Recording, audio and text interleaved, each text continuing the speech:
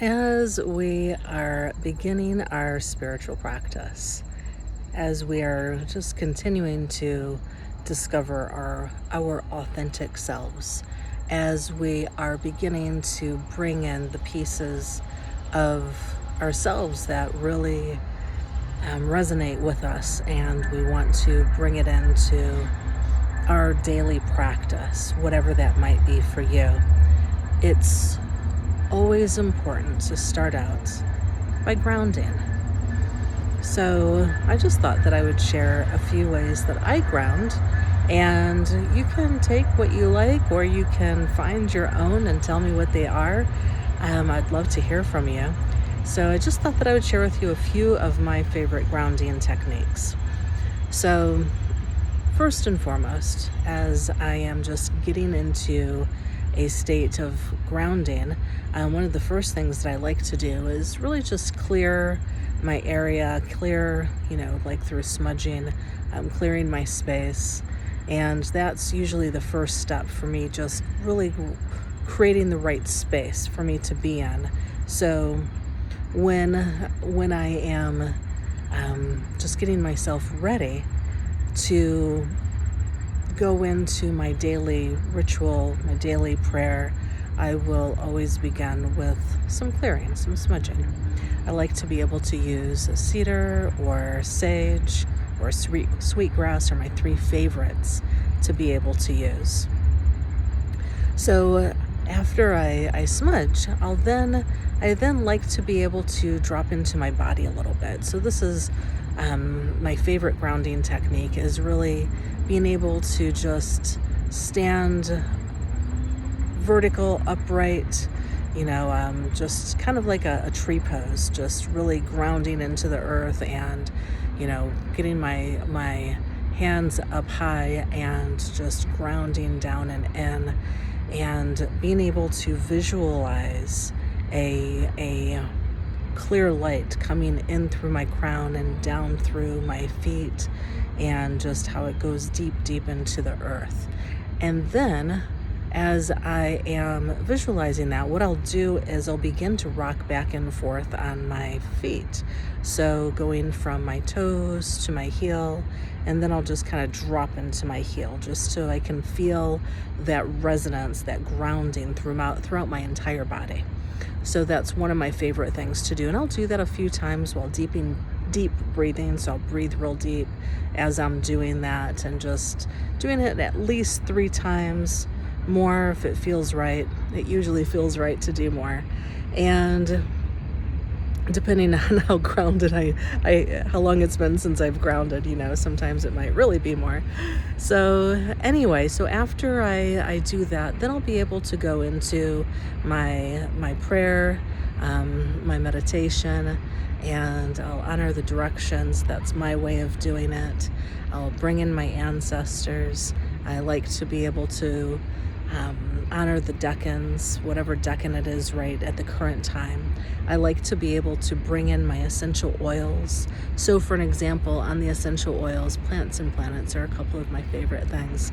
So with the essential oils, so for an example, right now the sun is in Libra, so my favorite oil for Libra is rose, and as it's Libra is Venus ruled, so rose represents Venus.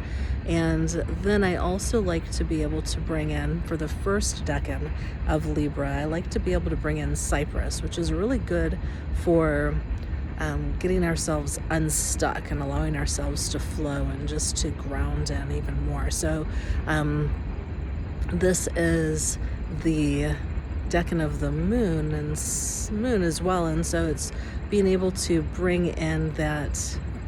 I have to double check that. Oh my goodness, is it the moon? I have to double check that piece. I'm thinking that it is. However, yeah, so thinking that it is. I'm feeling good about the moon the more that I think about it. If it's not, I'll correct. So, with the essential oils, I like to bring in the decan oils, whatever the the oils are for the Deccan at the time. And I also just really like to being able to bring in like the energy of the moon with the essential oils as well. Or if I just know that I just need to ground, one of my favorite grounding oils would be patchouli. That's really good for grounding. Um, just you'll be able to go through and you can intuitively find the oil that's speaking to you, and that'll always be the right one. So that's always a fun game that I like to play each day, is what oil is speaking to me today. So for an example, today it was rose and cypress, as well as juniper berry and orange. Those were my oils today. That's just what felt right.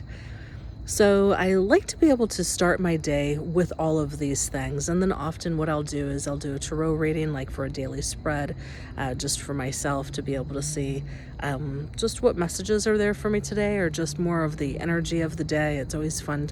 I like to record it, and it's always fun to just see how that's played out with those energies. Often it just really correlates with the astrology of what's going on, which I find very fascinating. So in an ideal world, I'm able to do all of these along with sipping some tea, and then I'll go and journal. I'll journal for a little while, just to be able to, that's what tool that works best for me to process is journaling. So I love that journaling process to just really clear out my head and just kind of release the words that need to be released. And it really helps for clarity for myself. It's a very helpful way for me to be able to understand what's going on within me a little clearer than I would have otherwise. So, however, this is, finding your way for being able to ground, finding your way to begin each day for your practice, as far as what resonates most with you. I also like to be able to bring in the crystals, stones. Those are also tools that I really enjoy being able to bring in. I love, like the various moonstones right now and the Venus stones right now. I've got a little bit of, I'm blanking out on the stone names right now. Oh my goodness, I'm having a moment. Sorry about that. So like a nice fiery red stone for Moon and Aries. Just not coming to me. However, I can visualize it. I can see it. It's sitting right there on my altar. So all of these things are the things that I like to bring into my practice. So I encourage you over the course of this next week to really dig into your own practice and find out what works best for you as you start your day. I'd love to hear from you. I'd love to find out what works for you and just how you like to enjoy starting your day as well. So leave your comments below, and click to like this page and subscribe for more. I will continue to give tips on excavating ourselves and to allow us to be our most authentic selves, as well as tips and tricks for life hacking, everyday living. So those are the things that I really love to talk about, along with the energy, astro weather, as far as what's going on. So with the topic of it being a Spiritual Saturday, I just really wanted to talk about my grounding technique and how I start my days.